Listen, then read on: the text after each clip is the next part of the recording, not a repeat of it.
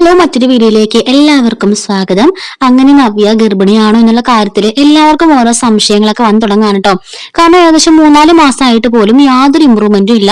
അവളുടെ വയറ് വലുതാവോ അങ്ങനെ ഒരു സംഭവം ഉണ്ടായിട്ടില്ല കേട്ടോ. അപ്പൊ എല്ലാവർക്കും നല്ല രീതിയിൽ സംശയമുണ്ട് അവൾ ശരിക്കും ഗർഭിണിയാണോ എന്ന് തന്നെയുള്ള കാര്യത്തില്. അങ്ങനെ ഇവള് വന്നിട്ട് വയറൊക്കെ വീർത്ത പോലെ കാണിക്കാൻ വേണ്ടിട്ട് കുറെ ഫുഡൊക്കെ എടുത്ത് കഴിക്കുന്നത് നമ്മൾ ഇന്നലെ കണ്ടല്ലോ. ഫുഡൊക്കെ കുറെ എടുത്ത് കഴിക്കാണ്.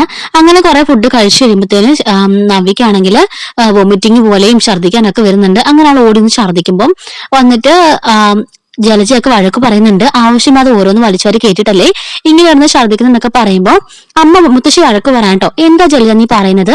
അവളൊരു ഗർഭിണിയായ ഒരു പെൺകുട്ടിയല്ലേ, നമുക്ക് ഇഷ്ടമുള്ളത് കഴിക്കണം, അതാണ് വേണ്ടത്, അതിന് ഇങ്ങനെയൊക്കെ പറയാൻ പാടുണ്ടോ എന്നൊക്കെ ചോദിക്കുമ്പോൾ അമ്മയ്ക്ക് അറിയാൻ പാടില്ലമ്മേ, ഒരാളുടെ വയറനുസരിച്ചല്ലേ കഴിക്കാൻ പാടുള്ളൂ, ഇവിടെ എന്തുമാത്രമാണ് കഴിക്കുന്നത് അറിയാമെന്നൊക്കെ ചോദിക്കുമ്പോൾ നവി പറയുന്നുണ്ട് ഞാനാണെങ്കിൽ രാത്രിയിൽ ഫുഡ് കഴിച്ചപ്പോഴും ജാനകി അമ്മ എന്നെ വഴക്ക് പറഞ്ഞു, എനിക്ക് വിശന്നിട്ട് ഞാൻ കഴിച്ചെന്ന് പറയുമ്പോൾ മുത്തശ്ശി പറയാണ് എന്താ ജലജ നീ രണ്ട് പ്രസവിച്ചതല്ലേ, പാതിരാത്രിയിലൊക്കെ പെൺകുട്ടികൾക്ക് വിശപ്പും ഒക്കെ ഉണ്ടാവുന്നത് സഹജമല്ലേ, അതൊന്നും നിനക്ക് അറിയില്ലേ എന്ന് ചോദിക്കുകയാണ്. അപ്പോൾ ഒന്നും മിണ്ടാതെ ഇങ്ങനെ ഇരിക്കുകയാണ് കേട്ടോ.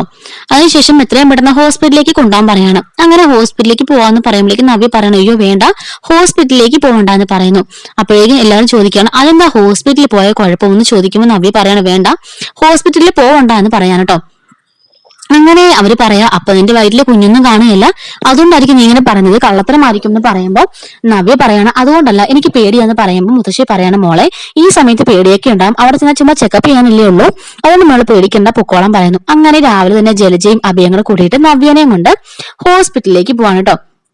നവ്യാണെങ്കിൽ ആകെപ്പാടെ പേടിച്ച് വരച്ചിരിക്കുകയാണ്. അവളുടെ ഒരു ഫ്രണ്ട് ഉണ്ടല്ലോ, ആ ഫ്രണ്ടിനെ വിളിച്ചിട്ട് ഹെൽപ്പ് ചെയ്യാവോ ഡോക്ടറൊന്ന് പറയാവോ എന്ന് ചോദിക്കുമ്പോൾ ഞാൻ ഒന്നും ചെയ്യല എന്ന് പറഞ്ഞിട്ട് അവളും ഫോണ് കട്ടാക്കുന്നുണ്ട്. അതുകൊണ്ട് തന്നെ നവ്യ ആകെ പറഞ്ഞ് ടെൻഷൻ അടിച്ചിരിക്കുകയാണ് കേട്ടോ. അങ്ങനെ നവ്യ അവരിങ്ങനെ ബുക്കിംഗ് ചെയ്തിട്ടിരിക്കുകയാണ്. നമുക്ക് പെട്ടെന്ന് പോകാമെന്ന് പറയുമ്പോഴേക്കും ജലജ പറയുന്നുണ്ട് അങ്ങനെ ഒന്നും പറഞ്ഞാൽ പറ്റില്ല, ഇവിടെ ബുക്ക് ചെയ്തിട്ടുണ്ട്, അതുകൊണ്ട് അതൊക്കെ കഴിഞ്ഞിട്ട് അങ്ങ് പോയാൽ മതി എന്ന് പറഞ്ഞിട്ട് ജലജ ഇരിക്കുകയാണ് കേട്ടോ.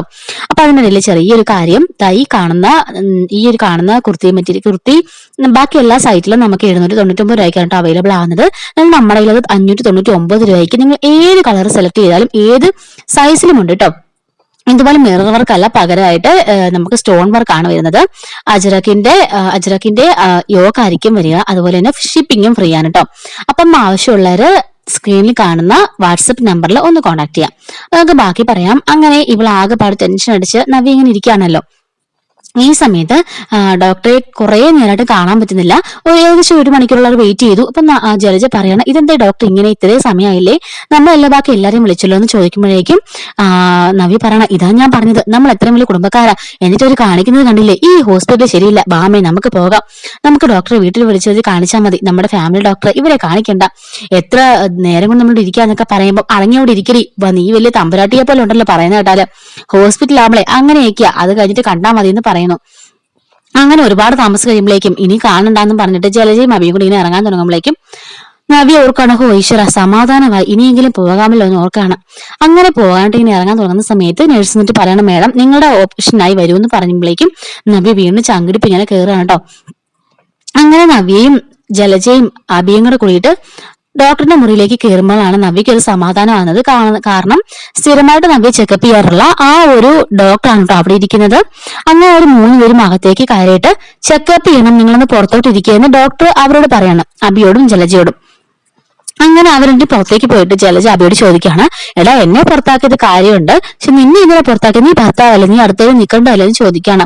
അങ്ങനെ അകത്തേക്ക് കയറിന് ശേഷം ഡോക്ടർ പറയാണ് നവ്യ ഇനി എനിക്ക് കള്ളത്തരം പിടിച്ചേക്കാൻ പറ്റില്ല, നീയല്ലേ കഴിഞ്ഞ പ്രാവശ്യം പറഞ്ഞത് എല്ലാവരോടും ഞാൻ കാര്യങ്ങൾ പറഞ്ഞോളാന്ന്, എന്നിട്ട് നീ ഇപ്പോഴും ഇതുവരെ പറഞ്ഞിട്ടില്ല അല്ലേ, ഇത് എന്തുമാത്രം വിഷയം ഉണ്ടാക്കാൻ നിനക്ക് അറിയില്ലെന്നൊക്കെ ചോദിക്കുമ്പോൾ നവ്യ പറയണം ഈ മേഡം എനിക്കറിയാം, വല്ലാത്തൊരു സാഹചര്യത്തിലായിപ്പോയി ഇന്നലെ ഞാൻ ഒരുപാട് ഫുഡ് കൂടുതൽ കഴിച്ചു, അതുകൊണ്ട് ഞാൻ വൊമിറ്റിംഗ് ചെയ്തു, പലതവണയായിട്ട് ഗർഭിണിയാവുമെന്ന് ഓർത്തു, പക്ഷെ എല്ലാ മാസം എനിക്ക് പീരിയഡ്സ് ആയിക്കൊണ്ടിരിക്കുക, ഗർഭിണിയാവുന്നില്ല, ഇപ്പൊ തന്നെ 3-4 മാസമായിട്ട് എല്ലാവർക്കും ഡൗട്ട് ആയി തുടങ്ങി എന്ന് പറയാണ്. അത് തന്നെയാണ് ഞാൻ പറഞ്ഞത്, എനിക്ക് ഈ കളത്തരത്തിന് കൂട്ടു നിൽക്കാൻ പറ്റില്ല, എന്റെ എത്തിക്സിനൊന്നും നിരക്കില്ല, അത് മാത്രമല്ല ഇതെങ്ങാനും പുറംലോകം അറിഞ്ഞാല് എന്റെ ഭാവി എന്താവും, ഒരു ഇല്ലാത്ത ഗർഭം ഞാൻ കെട്ടിച്ചമച്ചിട്ട് ഞാൻ പറഞ്ഞു നടന്നാൽ അതിന്റെ ഭാവിയെ ദോഷം ചെയ്യും, അതുകൊണ്ട് ദയവ് ചെയ്ത് എന്നെ ഇതിനങ്ങനെ ഊരിത്തരണം എന്ന് ആ ഡോക്ടർ പറയുന്നുണ്ട്. നവ്യ പറയണം മേഡം ഈ തവണ കൂടി ലാസ്റ്റ് ആയിട്ട് മേഡം ദയവ് ചെയ്ത്, മേഡമാണ് എന്റെ രക്ഷക, അമ്മയെപ്പോലെ ഞാൻ കണക്കാക്കുന്നത്, അതുകൊണ്ട് ദയവ് ചെയ്ത് എന്നെ കൈവിടിയില്ലേ മേഡം, എന്റെ ഭർത്താവ് എന്നെ ഉപേക്ഷിക്കും, അദ്ദേഹത്തിന് കുട്ടികളെ വേണമെന്ന് ഭയങ്കര ആഗ്രഹമാണ്, ഇപ്പൊ അതങ്ങനെ ഇല്ലെന്ന് അറിഞ്ഞാൽ എന്റെ ഭർത്താവ് എന്നെ ഉപേക്ഷിക്കും, പിന്നെ ആത്മഹത്യ ഇല്ലാതെ എന്റെ മറ്റൊരു വഴിയില്ല എന്ന് പറയാൻ കേട്ടോ. അങ്ങനെ ഡോക്ടർ പറയാണ് ഇങ്ങോട്ടും താമസിക്കാതെ തന്നെ എത്രയും പെട്ടെന്ന് തന്നെ വിളിച്ചിട്ട് എല്ലാരും കൂടെ കാര്യം പറയണം. അതല്ലാന്നുണ്ടെങ്കിൽ ഞാൻ ഇനി ക്ഷമിക്കില്ല എന്ന് പറയണം. ഓക്കെ മാഡം, ഞാൻ ഈ എത്രയും പെട്ടെന്ന് തന്നെ ചെയ്തോളാം എന്ന് പറയാൻ കേട്ടോ. അങ്ങനെ ഡോക്ടർ അവരെ രണ്ടുപേരും വിളിപ്പിക്കുകയാണ്. വിളിച്ചിട്ട് ജലജയോടും അബിയോടും പറയണം ചെക്കപ്പ് ചെയ്തു, കുഞ്ഞിന് കുഴപ്പമൊന്നുമില്ല, ഹെൽത്തി ആയിട്ട് തന്നെ ഇരിക്കുന്നു. അപ്പോഴേക്കും ജലജ പറയണം ഇവളുടെ വയറൊന്നും വലുതാവോ, ഇവൾക്ക് കാര്യമായ മാറ്റമൊന്നും ഇല്ലല്ലോ. അപ്പൊ ഡോക്ടർ പറയണം ചില പെൺകുട്ടികൾക്ക് അങ്ങനെ ഇച്ചിരി പൊക്കം കൂടി പെൺകുട്ടികൾക്കാണെങ്കിൽ ഉൾവയറായിരിക്കും, അതുകൊണ്ട് വയറ് പുറത്തേക്ക് അറിയാത്തത്, അതല്ലാതെ കുട്ടിക്ക് യാതൊരു കുഴപ്പമില്ല, ഹെൽത്തി ആയിട്ട് തന്നെ ഇരിപ്പുണ്ട്. പിന്നെ കുറച്ചുകൂടി ശ്രദ്ധിക്കണം, കുറച്ചുകൂടി അയണും പ്രോട്ടീനും ഒക്കെ ആയിട്ടുള്ള ഫുഡ് ഒഴുകണം, അതുപോലെ തന്നെ ഹസ്ബൻഡിന്റെ കെയറിങ് എപ്പോഴും ആവശ്യമാണ് എന്നും പറഞ്ഞിട്ട് ഡോക്ടർ കുറച്ച് ഫോളിക് ആസിഡിന്റെ അയൺസിന്റെ ഗുളികയൊക്കെ എഴുതി കൊടുത്തിട്ട് ഈ മരുന്നൊക്കെ മേടിച്ച് കഴിച്ചാൽ മതി, റെസ്റ്റ് എടുക്കണം എന്നൊക്കെ പറഞ്ഞിട്ട് പറഞ്ഞുവിടുകയാണ്.